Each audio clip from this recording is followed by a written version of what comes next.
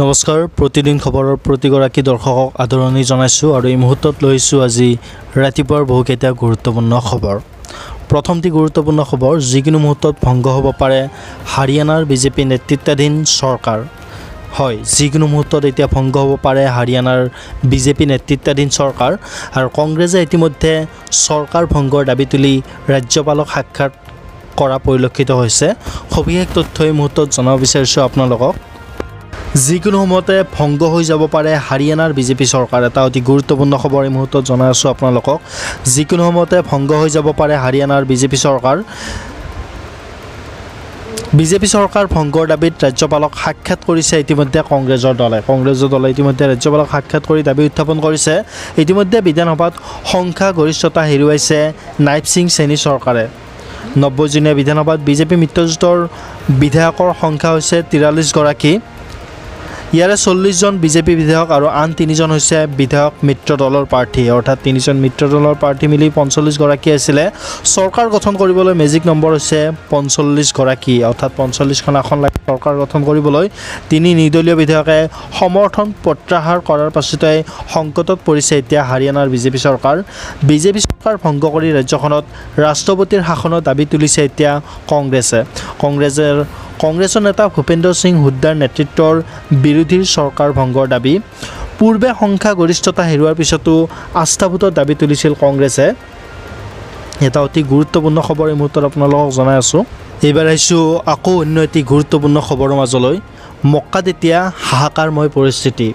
1000 হজযাত্ৰীৰ মৃত্যু হৈছে এতিয়া মক্কাত আৰু প্ৰচণ্ড গৰমৰ বাবে এই ঘটনা সংঘটিত হৈছে বুলি ইতিমধ্যে জানিবলৈ পৰা গৈছে। সবিশেষ জনাব বিচাৰিছোঁ এই মুহূৰ্তত আপোনালোকক। এক ভয়ংকৰ পৰিস্থিতিৰ সৃষ্টি হৈছে মক্কাত। আজি দিনটোৰে অন্য এটি গুৰুত্বপূৰ্ণ খবৰ দি আছোঁ এই মুহূৰ্তত আপোনালোকক। মক্কাত এতিয়া ইজনৰ পিছত সিজন লোকৰ হজযাত্ৰীৰ মৃত্যু হ'বলৈ ধৰিছে। প্ৰচণ্ড গৰমৰ বাবে মক্কাত এতিয়া হাহাকাৰময় পৰিস্থিতিৰ সৃষ্টি হৈছে। এতিয়া ইজনৰ পিছত সিজন লোক মৰিবলৈ আৰম্ভ কৰিছে।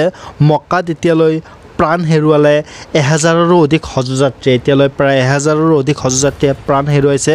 অসুস্থ হৈ পৰিছে হাজাৰ হাজাৰ হজযাত্ৰী এতিয়া প্ৰায় অসুস্থ হৈ পৰিছে।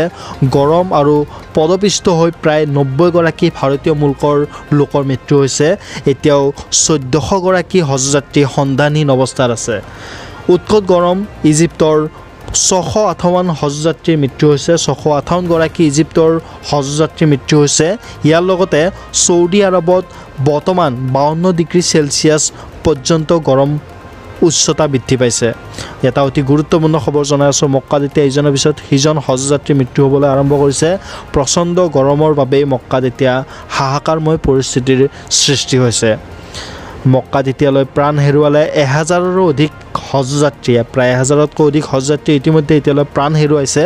অসুস্থ হৈ পৰিছে হাজাৰ হজযাত্ৰী। এতিয়াও হাজাৰ হজযাত্ৰী অসুস্থ অৱস্থাত আছে। গৰম আৰু পদপিষ্ট হৈ প্ৰায় 90 গৰাকী ভাৰতীয় হজযাত্ৰীৰ মৃত্যু হৈছে। ভাৰতীয় মূলকৰ 90 গৰাকী হজযাত্ৰী এতিয়া মৃত্যু হোৱা বুলি খবৰ আহি পৰিছে আৰু এতিয়াও 1400 গৰাকী হজযাত্ৰী সন্ধানহীন অৱস্থাত আছে। এটা অতি গুৰুত্বপূৰ্ণ খবৰ। উৎকট গৰমত ইজিপ্তৰ 658 হজযাত্ৰীৰ মৃত্যু হৈছে এতিয়ালৈ। লগতে ছৌদি আৰৱত বৰ্তমান তাপমাত্ৰা হৈছে 52 ডিগ্ৰী চেলছিয়াছ, অৰ্থাৎ 52 ডিগ্ৰী চেলছিয়াছলৈ তাপমাত্ৰা বৃদ্ধি পাইছে।